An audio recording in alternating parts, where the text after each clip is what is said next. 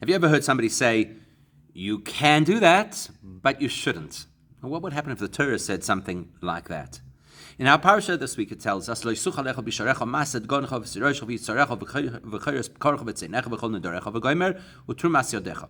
there's a limitation that you're not allowed to eat in your own area, meiser, karbonos, etc. You're not allowed to eat in your own area. In other words, it has to be eaten in Yerushalayim. So Rashi picks up on those words, lo suchal, which means, directly translated, you're not able to eat these things anywhere else. So the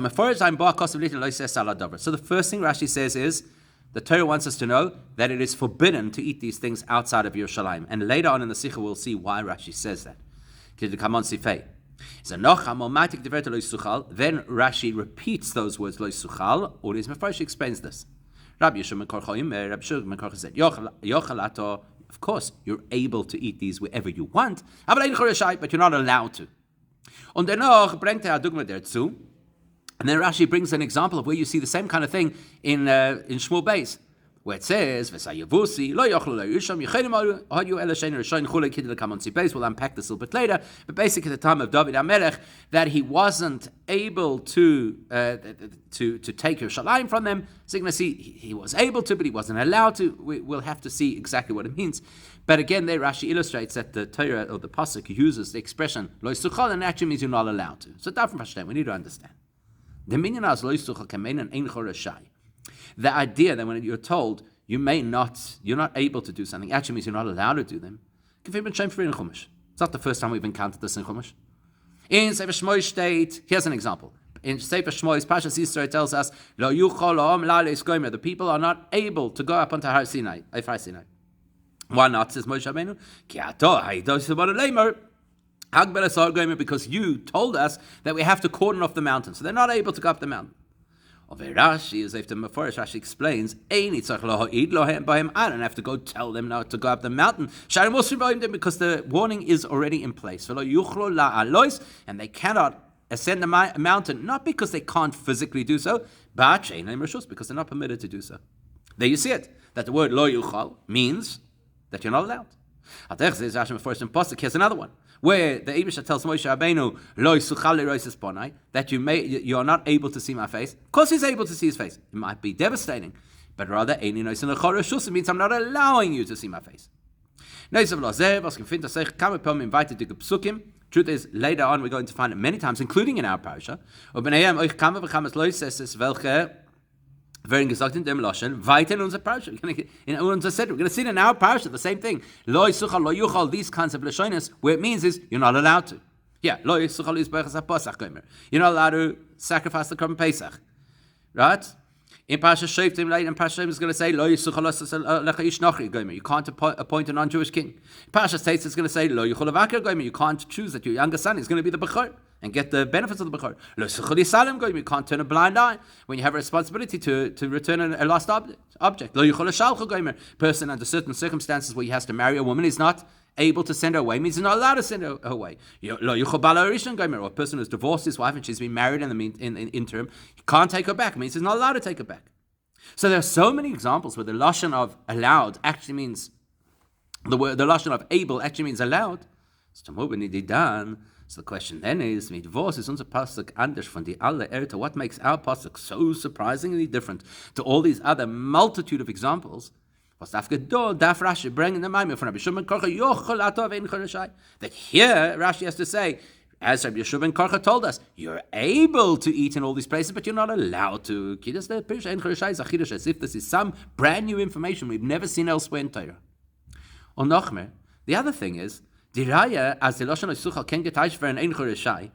fact that the expression you are unable to means you're not permitted to, Rashi couldn't find any of these examples we have just listed in Chumash to illustrate his point. He has to go shopping in Shmuel Beis to bring us a pasuk that shows this point. And especially when you consider it, to me, it's noch gresser. What makes this even more surprising is, Kematem selben inyan wie in unser Pirish Rashi is Rashi meforish if die Wörter lo yuchal oid lotzes v'lavai. Rashi says something that sounds almost identical in Parashas Vayelach, where Moshe Rabbeinu says, I'm now 120 years old, and I'm not able anymore to lead you. Says Rashi, you might think that he's weak and therefore cannot lead them. But rather, what does it mean when he says, I'm not able, I'm not permitted any longer to be your leader? Permission was taken from me and given to Yoshua. So Rashi could have quoted that pasuk in Vayelech to illustrate that the word unable actually means not permitted, and I don't have to find the pasuk in Shmuel. Because there Rashi says it, that you may, but you're not permitted to. Why bring an example from Navi? So the big question over here is, what's bothering Rashi about this concept that suddenly we have to explain what lo yisuchal means, and why bring a pasuk from Navi? In addition to which, there are a few diukim. We're going to look at two now, and then we're going to learn the rest of the Rashi and come back and learn diukim there too. We also have to understand, Aleph, Darkish Rashi ist zu sagen, gleich den Pirush vom Wort oder Pasuk blieb zu sagen, die Shailoi Kushya Shebetei. Normally, when Rashi wants to explain something, he tells us the word he intends to explain, and then he explains it without telling us why he needed to explain it. So he should have done the same thing over here. He should have just said simply, Lo yisuchal, take the words out of the pasuk, you're not able to eat the food, and say, Ein choreshai, it means you're not permitted. End of story. Why does he have to say, you would have thought that you're, well, the fact is you're allowed to, but you're not, the fact is you're able to, but you're not allowed to. You'll say he's quoting Rabbi Shimon Karcha. Anybody who's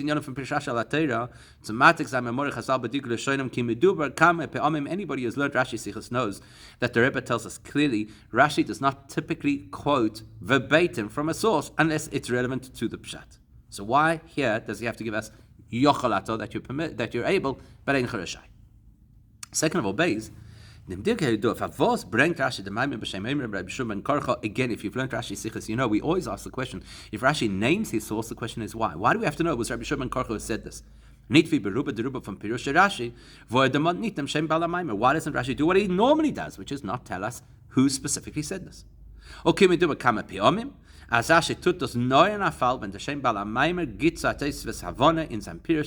we've already discussed many times, Rashi will only tell us the name of the Baal HaMaimer if it's going to help us to understand what Rashi wants to say. So why and how is Rabbi Shimon Karcha going to help us understand this better? Okay, weiter in the Dugma. Now let's go to the proof that Rashi brought. It goes into so much detail. He says like this. Similarly, there's a pasuk that says, there were Yevusim living in Yerushalayim, and the people of Yehuda, who deserve the portion of Yerushalayim, were not able to remove them. Says Rashi, what does it mean? Of course they were able to remove them and take their land, but they were not permitted to. Why not? Because at the time that Avraham Avinu bought the Maris Samachpela, he made a covenant with them that he wouldn't harm them. And by the way, even though Yevusim they weren't true Yevusim, these people, they were actually Chitim from Bnei Ches, which made the transaction with Avraham Avinu. And Al Shem, but they were called Yevusim in this case because they were living in a place called Yevus. And then Rashi gives us his source, and that's why it says in the pasuk over there that David was not able to take Yerushalayim until they removed the big signs that had the covenant that effectively protected them. So, Namokah from the Dugma is Maimorish Rabbi Shimon Karcha in Sifri. Now, where's Rashi getting all of this information from? Well, if he's quoting Rabbi Shimon Karcha, that implies he's getting it from the Sifri of a Dutch Tepe Kitzer, where the whole story is told much more briefly. The pasuk says that they were unable to uproot the Yevusim. They were able to, they weren't allowed to. So, okay, we get it. We understand why Rashi doesn't want to be as brief as the Sifri. Because a child of 5 years old who's learning Chumash hasn't yet got to Nach, he doesn't yet know the backstory, so he'd be wondering, why are they not allowed to touch the Yevusim? Why are they not allowed to take Yerushalayim? Und der Pharao says the voice Avram hat Keres Bris given as mevetim nicht einnehmen the Ir HaYevusi. So Rashi had to fill in the gaps and tell us that's because there's a long-standing covenant between Avram Avinu and these people, and therefore you can't harm them. Great, we'll accept that. But there are three other questions we have to ask. Gimel. Why does Rashi say that the time the covenant was made with the Yevusim who were actually Chittim was when Avraham Avinu bought the Maris Machpelah? Was das wird klar nicht in Chumash, something that's not mentioned in Chumash. The only reason we know about it is not blois in Torah Shabbat Pei Pirkei Rabbi Eliezer, because of the Pirkei Rabbi Eliezer. Pshas men gefind beferish in Chumash a Christus bris zwischen Avram and mit Avimelech. Why doesn't Rashi rather call on a covenant that we have read about in Chumash, which was between Avram Avinu and Avimelech? Rashi, davke mitzat pshutei shel mikra, because Rashi comes from the perspective of the simple understanding of the pasuk. Gedaf lenen azosi given yishvur. That he should have said that's when the covenant was made. If not to take the land of the Yevusim. Because these Yevusim who were actually Chitim were descendants of Avimelech. And not only that, but wait for it. The Tmir noch gressa. What makes this even more surprising is Rashi in Avim Zoktaka, when Rashi explains the pasuk there in Shmuel, he says, he says that the reason they couldn't take Yerushalayim was because the covenant between Avram Avinu and Avimelech. So why here is he changing it and saying it's because of Maras HaMachpelah? Next question. Why is it relevant to understanding the simple meaning of the pasuk that Rashi should add information not included in the Sifri Basim Pirushai at the end of his Pirush, where he tells us that they had to remove the big placards that had the shvur on it. Why is it relevant? It's completely uncommon for Rashi, while explaining Chumash, to now give an explanation of something in Nach. When we get to Nach, and we see the Tzlamim, we see the Piskim and the Ivrim, he could explain that those are the signs that had the shvur on it. Why is it relevant here? And lastly, similar to what we asked about Rabbi Shimon Korcha before, the fact that Rashi tells us this is clearly taught in Pirkei Rabbi Eliezer. Why is it relevant to us to know the source? Even if Rashi wants us to know that the fact that this particular covenant was with Avimelech, was with the time of the Maras HaMachpelah, not with Avimelech. So he has to tell us, Chazal told us this. Because you're not going to find any evidence of a covenant between Avram Avinu and the Bnei Ches in Torah. Rashi could have just said, it comes from Chazal, in one of the various languages, expressions that he usually uses, without telling us which Chazal. Rashi is nicht ragil, zu angeben den Mocker von seinem Pirush bediuk. It's unusual for Rashi to give us his exact source. As you see in our context right here. Rashi sagt nicht, dass mein Morish, Rabbi Yishmael Korch is genommen geworden from Sifri. He's quoting the Sifri in the same commentary. Doesn't tell us that's the Sifri, but this one you have to tell me is Pirkei Rabbi Eliezer. Why? So let's suggest an answer. Perhaps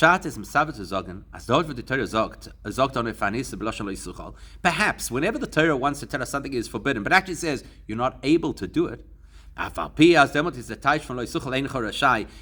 though the interpretation in that context of lo yisuchal means you're not allowed,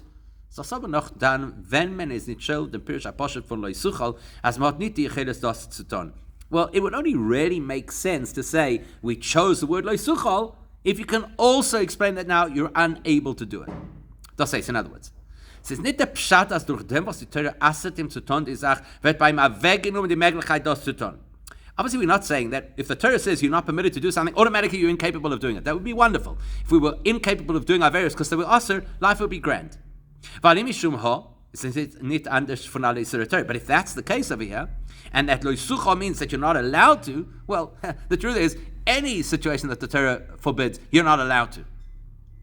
Und davon, was nur in gezellte Erde as the Torah mit Lashon lo yisuchal v'chayotze says move on, the fact that only sometimes does the Torah use the expression lo yisuchal when it means you're not allowed to, that implies, as the Efshar Satan dem Isser is nicht mit Tzadam Tzivoi, now mit Tzadam under Siba, then we're actually saying that the reason you're not allowed to do this thing is not because of the Isser I'm giving you now, but there are three other possibilities of why you're not able to do this thing anymore. On those can sign come so there are many ways it could be. We're going to look at three ways. Aleph, the first one is quite obvious. As Hazayin was noch dem Torah asser die Sach. There are certain situations that once the Torah says that something is asser, you can no longer do that thing. Okay, so it's not like saying this is tray food, you're not allowed to eat it, you're incapable of eating it. It's still capable. But here's an example. You cannot designate the younger child of the more beloved wife to become the Bechor, because afilu wenn der Av will mevakes an der ben Ahova, wird nicht kein Bechor. You don't have that authority. Once the Torah defined what a Bechor is, if you love one child more than the other, you cannot turn them into Bechor. There's nothing you can do about it. Likewise, when we're told that a man is not permitted to divorce his wife, you can't do it. Even if he physically sends her away, he is still obligated by the Torah to take her back. He's not capable of creating that krisus that is supposed to exist between a divorced couple. So that's one possibility. Once the Torah has defined the reality, stand on your head, do whatever you want, you're not changing the reality. So therefore, lo yisuchal means that now that it is forbidden, you no longer have the capacity to do this thing. Here's another example, base. There are certain situations where you can't do something because it's not up to you. Oh, come on, here's another example. The Eibusha tells Moshe Rabbeinu, you cannot see my face because nobody can see my face and survive. So what does that mean? It's not up to you. It's not your choice, Moshe Rabbeinu. If you're going to do it, it's going to be devastating. You don't have the capacity. It's not up to you to decide whether you're going to do this thing or not. Lo yisuchal, you're not able to do it. Here's another one. You cannot make a non-Jewish person a king. You'll say, what, we're all going to announce him, long live the king. Cannot become a king. Why not? Because the Torah once it tells us the concept of a king, tells us how a king is supposed to live, and part of that is when he's on his throne, he has to write himself a personal Sefer Torah. Over and above the Sefer Torah, each Jew is obligated to write. He has to have that Sefer Torah with him, and he has to read from it all his life, and in order that he should fulfill what the Torah says. That's not up for negotiation. You're not Jewish, you can't do these mitzvahs. It's not up to you. You don't have a choice. So I can't make you a king. In order to be a king, you have to do the mitzvahs. You can't do the mitzvahs, you can't be a king. Another one. Now the example we thought was closest to our example by Moshe Rabbeinu in Parshas Vayelech. I can no longer be your leader. It's not up to him. The Eibusha transferred the Rishus permission to be leaders to Yoshua. That you can no longer fulfill this role. It's not in your gambit anymore. It's not up to Moshe to decide whether he's going to lead them or not. The permission was already transferred. As soon as the permission to lead was given to Yeshua, it no longer exists for Moshe. It's no longer his choice to lead or not. So that's the second option. Lo yisuchal doesn't just mean you can't do it because you're forbidden from doing it. You actually can't do it. It's no longer up to you. And the third example is if the Torah already previously gave us a prohibition against a particular behavior, after that has already been forbidden, now we can say you're not able to do it. You can't do it. It's forbidden. Sorry, you can't do it. Like the example of Moshe Rabbeinu says that people cannot go up the mountain. Why not? They're physically incapable? No. Because you already put a prohibition. You already forbade us from going up the mountain. As Rashi says, they are already warned not to do this. Likewise, you cannot sacrifice the Korban Pesach outside of Yerushalayim.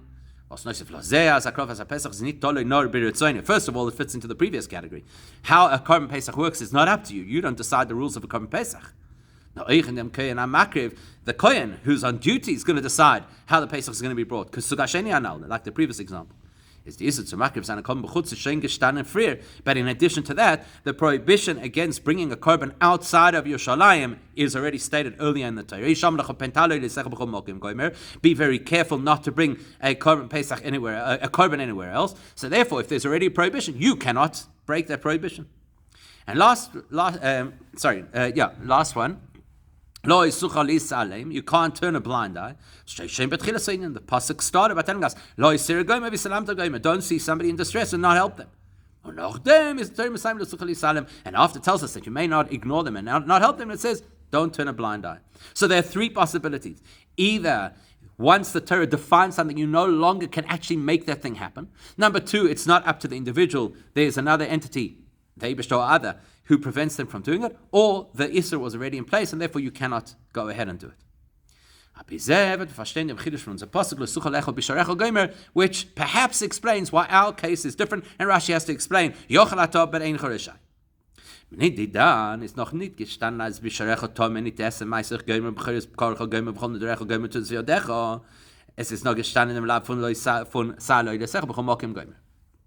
So far, the Torah hasn't yet told us that you're not allowed to eat a korban outside of the correct area. We've only been told you cannot sacrifice the korban outside of Yerushalayim, outside the Beis HaMikdash. So now we're getting told for the first time that we may not eat the meat of kachim or of meiser outside of Yerushalayim, and you're told it how? With the language loisuchal. Und der Fall stellt sich Rashi da, Punis mechadish yochadato, aber ein chireshai. So perhaps that's why Rashi has to explain to us, really you could, because physically you could. And there's nothing in the Torah yet telling you that you can't. But you're not allowed to, because now we're telling you that now the Torah is using the word loisuchal, but it actually means you're not permitted to do it.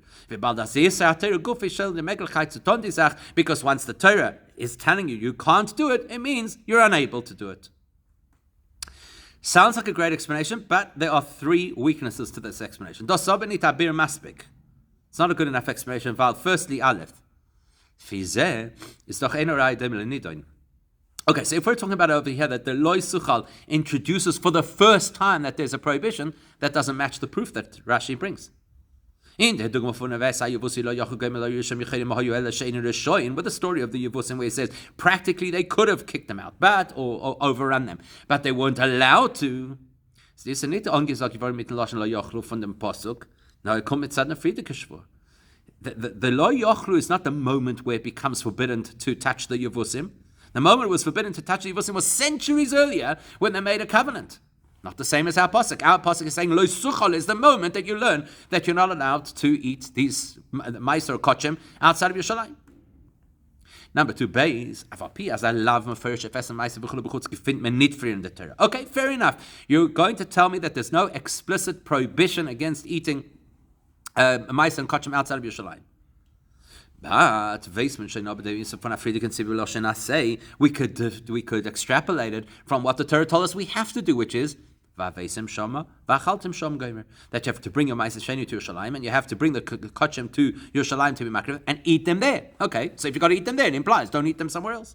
As der loisuchal do ist nicht anders von der anderen Erde in Torah, weil der loisuchal steht wahrscheinlich was ist schon angesagt, die Gefahren free. So actually then, the loisuchal over here is not so different from any other example. The Torah says, I already told you it's forbidden, so now I'm telling you can't do it because it's forbidden. Well, likewise, yeah, I'm telling you now it's forbidden, but you should have known that because I already told you where you're supposed to eat the korban.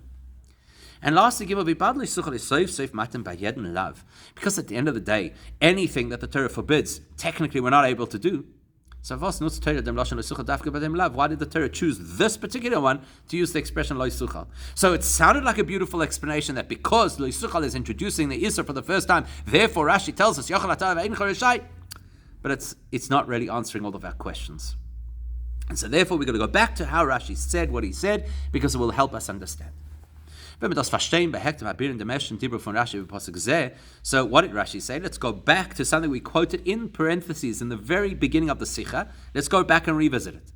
Lo suchal, he says, those words, lo suchal, teach me, bo hakosuv, litin lo davar. The Torah is coming here to introduce a prohibition against eating these products outside of Yerushalayim.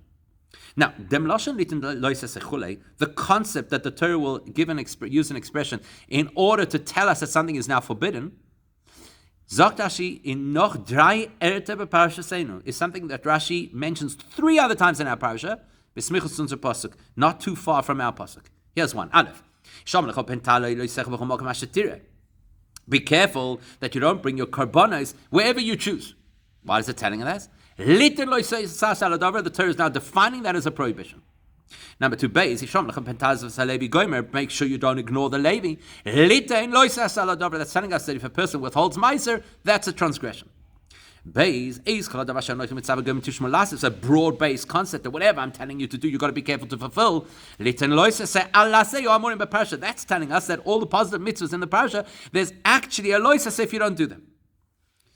But it's in our case, in our pasuk, that Rashi doesn't just say liten loisase, but ba'akosuf liten loisase aladavar, that the pasuk is coming to add a transgression. Why this one different from all the others?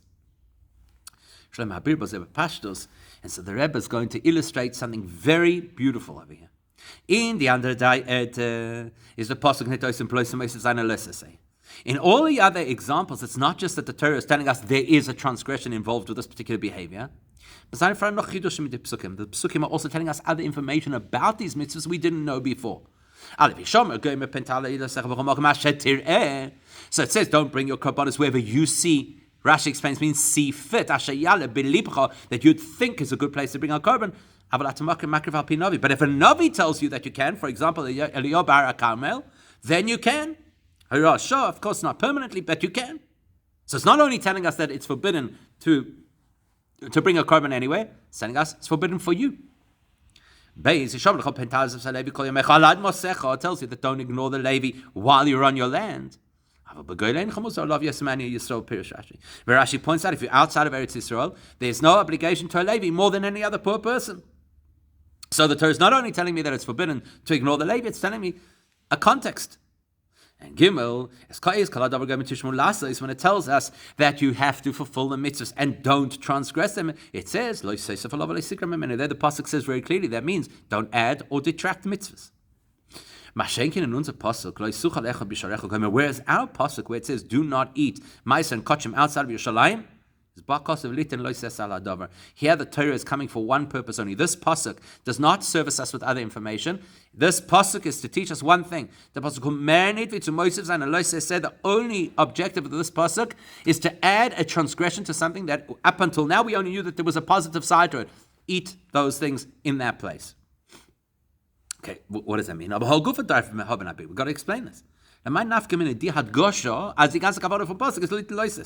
Why is it so important for us to know that the entire purpose of this pasuk is only to add the possibility of transgression?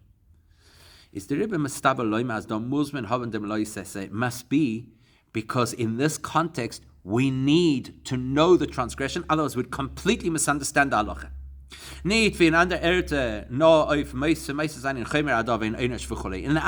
where we said that you're adding a loisase, that's just to say this is a more serious business or there's greater liability or greater prosecution if you do something wrong. Here there's a very unique reason for highlighting this possibility of that it's a transgression. That's why it needed an explicit pasuk of its own. The explanation is this. Here we're talking about the fact that there's a mitzvah to eat meiser, meiser sheni, there's a mitzvah to eat kochim. The Rebbe, what we can mean, so if I'm learning according to Pshat, if I have a mitzvah to fulfill the mitzvah. If the Torah tells me I should bring this food to eat in Yerushalayim, so some mitzvah neisefes of mitzvah achilas meiser v'kochim chulu bichlal. Maybe that's an additional mitzvah. There's a mitzvah to eat ma'aser and kochim, and then there's an additional mitzvah, so you can get two mitzvahs if you eat it in Yerushalayim. Das heißt, in other words, you would have thought they're two different mitzvahs, and therefore the one is not dependent on the other. There's a mitzvah to eat ma'aser and kochim. And there's another mitzvah to eat them in the place in Yerushalayim.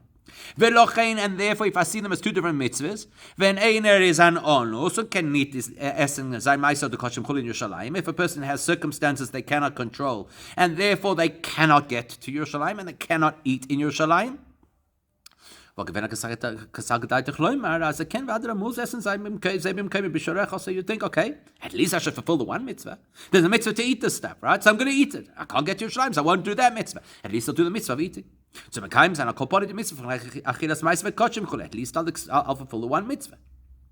Therefore, the Torah had to come and introduce a transgression that you cannot eat outside of Yerushalayim. Is nit a mitzvah neisefes, that eating ma'aser and kochim in Yerushalayim is not a bonus mitzvah. It is a prerequisite that you may not eat ma'aser and kochim anywhere other than Yerushalayim. That's what Rashi is telling us.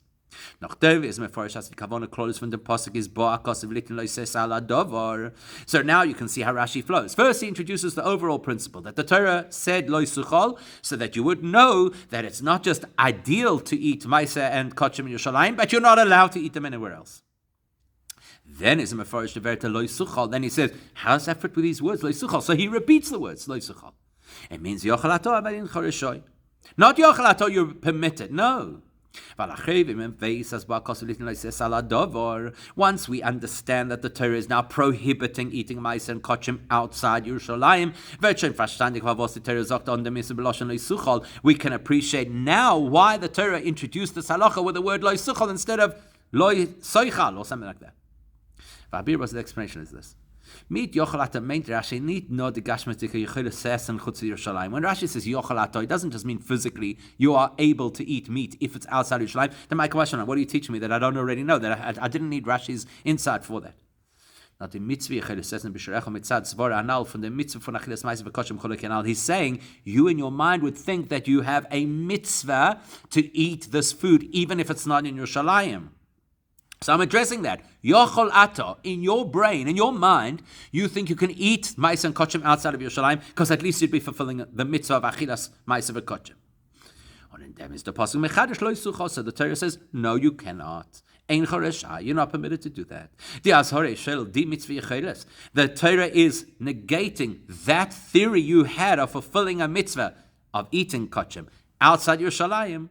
And therefore, mit dem lav is the pasuk mechadash as chutz Yerushalayim is nitor the mitzvah from achilas ma'aser v'kochim chulei. The Torah is telling us if it's outside Yerushalayim, it's zero mitzvah. You think there's a mitzvah to eat, at least eat ma'aser v'kochim. No, if it's outside Yerushalayim, there's no mitzvah. But bizeh, when we understand that that's what Rashi wants us to know and appreciate from the pasuk,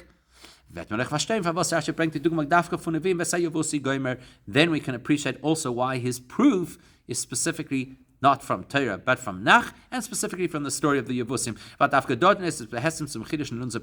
Because there's the exact same thinking happening in that particular scenario, where you would believe that there's a pasuk that overrides the restriction. So you would believe there's a mitzvah that overrides the restriction, and therefore the pasuk has to tell you, no, the restriction overrides your imagined mitzvah. What does that mean? So surely there's a mitzvah that you have to conquer the Yevusim in Yerushalayim. Why? Because the Torah told us clearly that you have to conquer all the nations in that land. And you have to settle in their lands. And divide the land between the various shvatim as the Eibishter decides. So therefore, when we say that the Yidden were able to conquer the Yevusim, it's not just because they were a powerful army. You would have thought they have the right to do this because the Eibishter said conquer the land. On those, so therefore the Torah says, yes, you would believe that the mitzvah of conquering the land applies over here, but guess what? It doesn't, because there's another issue. There's a covenant with Avraham Avinu. So what's holding you back from doing what you can do, even from the Torah's perspective, is the covenant that Avraham Avinu made. That tzivah from Kibush Haaretz is melchatchila nitchal b'negiyat to Yevusi. In other words, when the Eibishter told us conquer Eretz Yisrael, it never included the Yevusim or the Chitim here parading as Yevusim. Aderech neididan vas lo yisuchal lechol bisharecha is megalas bisharecha is nitod the mitzvah from achilas ma'aser v'chulei. Just like in our case, where once the Torah says you may not eat the ma'aser and kochim outside of Yerushalayim, then that means outside Yerushalayim is zero mitzvah at all. Okay, now but there's a big problem here. How does that work? You have a clear mitzvah in the Torah because of an ancient covenant, you can't fulfill the mitzvah? How can you just suggest, as mitzvah der Shvur zu dem Neches soll nicht chal sein Tzivei Hashem zu einnehmen ganz Eretz Yisrael? Telling me because of the covenant with the Bnei Ches, the Eibishter's instruction to overtake the whole Eretz Yisrael is no longer something you could fulfill? Adrabah, the Tzivei Hashem lachem matan Torah darf doch mevatel sein die Schreibes schon mitzvah der Shvur shel lifnei zeh. Surely the Eibishter's own instruction after Matan Torah surely should neutralize Avram's personal undertaking to the Bnei Ches. Says the Birindem, the truth is, you think so, right? Halachically, the covenant that Avraham Avinu made with the Bnei Ches is it's negated because now there's an instruction from Hashem to conquer Eretz Yisrael. That's the fact. Von deswegen, nevertheless, that's what we know. But we bald as lefi das Yevusim atishvu yegat atokef in the Yevusim's mind, we have an agreement. Is wollen sich nicht gerecht mit der Schwur, If the Yidden would not consider that Shvuah, it would be a terrible desecration of Hashem. This is how Jews behave. We have a covenant. We've upheld it for all these years, and now you're breaking it. Now that you became frum. That's why you're not allowed to conquer the Yevusim. Because there's the possibility, chas v'shalom, of desecrating a Deibish's name, the Yidden have to behave as if the Shvuah is real. Quite similar to what we see with the Givonim. That they made a covenant, that David HaMelech made a covenant with the Givonim, which is why you can't touch them. Not about David HaMelech, earlier, right? So who? What happened over here? So still back in the time of Yeshua, the Givonim came forward and we made a covenant with them, and they were supposed to become part of the community. Even though the shvur was not binding, because they were two-faced, they were hypocritical. They said they were becoming involved in Yiddishkeit. They were not. They were what we call Gerei Aroyos. They got involved because of fear. And still they didn't kill them, even though there's a requirement to kill the inhabitants of Canaan. Why not? Because you might desecrate David's name. Same thing here with the Yevusim. And that's why Rashi cannot say that the covenant that's in question over here is between Avraham Avinu and Avimelech, not the Christus bris but rather a covenant that was made at the time of purchasing Maris Machpelah. Vile. Das is not because once you realize that it's a covenant made at the time of purchasing Maris Machpelah, if you break that covenant, it's an even worse Chil Hashem when Eden wollten sich nicht gefrit hapi des Shvur, if Eden would have ignored the Shvur. Leute, Christus bris mit Bnei Ches is the head akibush from Yerushalayim v'atnai in kingdom from Maris Machpelah. The way that the Bnei Ches would have seen this agreement with Avraham Avinu would be that if you conquer Yerushalayim, the sale of Maris Machpelah is retroactively void. If we hadn't kept the covenant with them, in the interpretation of the Yevusim, that would undo the rights that they didn't have to Maris Machpelah. And in their mind, and they would obviously spread the rumor, we know very well how people spread rumors about the Jews, that the patriarchs and matriarchs of the Jews live on stolen land. It's versprochen dem Chil Hashem as die Vusim wenn sagen as in alt nicht as die obviously more sein Kfurim bekever lo Elohem is lo yuchel lo hirisham. So therefore the Torah says to avoid that terrible Chil Hashem and the claims that we're burying our matriarchs and patriarchs in stolen land, to avoid all of that lo yuchlu, they were not able to conquer the Yevusim. Now Rashi can sich aber nicht mistapek sein mit dem allein.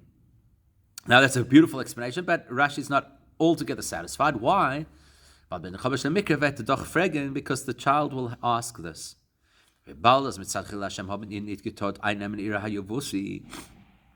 Because it would have caused the terrible Chilul Hashem if the Yidden took Yerushalayim from the Yevusim. But didn't we take Yerushalayim then? How did we get Yerushalayim then? I mean, we built a base Hamikdash there, right? And therefore Rashi had to add information that the only way out of this is you got to remove all evidence of the Shvur. In other words, David HaMelech removed the signs that carried the Shvur that gave the Yevusim their rights to Yerushalayim, or protection from the Yidden. It took them all away. So you take away the visual cues. People forget that there was such a covenant, and therefore there's no Chilul Hashem. As nachdem es ist schön durch be'erech 800 Jahre von der Christus Bris mit dem Bnei Ches, when you consider that 8 centuries have passed since Avraham Avinu made this covenant, it's the easiest thing in the world to make that go away, make that problem go away, get rid of the issue of this covenant by not having the big signs that carry the covenant. Nobody's going to remember. And that's the idea, and that's why it's important to notice that the Torah calls them Ivrim and Pischim, which are basically disabilities. Ivrim are blind people, Pischim are crippled people. And Rashi interprets that these are the signs dort sich nicht gefordert zum Meise sein der Schwur zum Meise sein der Schwur Atzma. The Schwur is blavach bottled, talk von Usar. It's a disabled Shvur. The Shvur has no real bearing because the Abish just said that they didn't have to take Eretz Yisrael. So who cares about the Shvur that you made? It's been overridden by God Himself. But let's just not make it look bad. Let's remove things that speak about a Shvur that is no longer relevant, so nobody brings it up as a legal issue. Safe, is aber fort nicht glattig, but there's still an issue. But bald, as seine lebendige Yevusim, welch haben je gewusst von der Schwur? Surely there were living Yevusim who knew a little bit of their tradition and knew that there had been such a covenant. Und haben gesagt, David and Loisave came a circle gamer, and they're the ones who told David, don't come here until you got rid of the signs. So what does it help to remove the signs if they still remember the history? That's why Rashi had to tell us who taught this whole parasha. Pirkei Rabbi Eliezer. Kach mal first mit Pirkei Rabbi Eliezer. In Pirkei Rabbi Eliezer, nachdem wie es wird erzählt wegen Shvus Avram v'chulei, because in Pirkei Rabbi Eliezer it says, after going into the details about the fact that there was such a covenant with Avram Avinu, steht dort, v'achar kach kono David asir ha'yivus Yisrael. It says that then David HaMelech made a new kinyan to get Yerushalayim from the Yevusim, bichsav oilam, lachuzas oilam, with an eternal contract that would live forever. Sheish me'er shkolim chulei, and he paid a price, 600 shekel. Because David HaMelech paid full price for the city of the Yevusim, which is going to become Yerushalayim, that removed any complaints or claims that the Yevusim might have against the Yidden, put the issue to bed. So I need to know Pirkei Rabbi Eliezer. So if I'm bothered by this question, what about the remaining Yevusim who knew the story? I'll look in Pirkei Rabbi Eliezer and I'll see the answer. And that explains why Rashi brings this whole thing, that it's Dafka Rabbi Yeshua ben Korcha who said it. Because the sharp student will ask,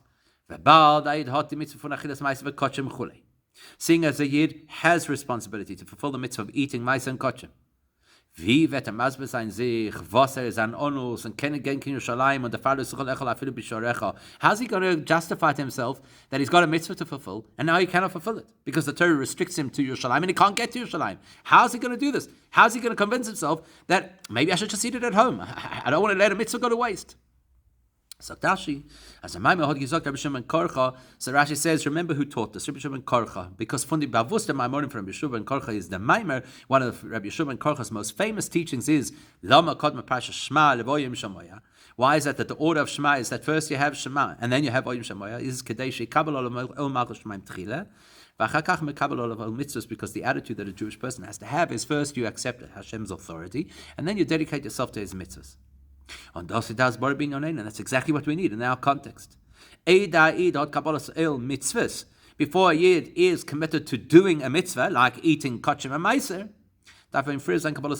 he first has to accept the Eibishter's absolute authority. The authority of the ultimate king, the Eibishter, was Erat ongesagt, who said, that you may not eat this food if it's not in Yerushalayim, if it's not in the right place. If you have Kabbalah soil, doesn't matter that it bothers you and it really rips you up that you can't eat this, you can't fulfill this mitzvah. But you'll accept the Eibishter's authority. You accept with Kabbalah soil, this is what we have to do. And I guess we have similar Kabbalah soul that we're not in a position to bring karbanos, and hopefully that Kabbalah soul should be enough that the Eibishter should reinstate the Beis Hamikdash and karbanos with Mashiach now.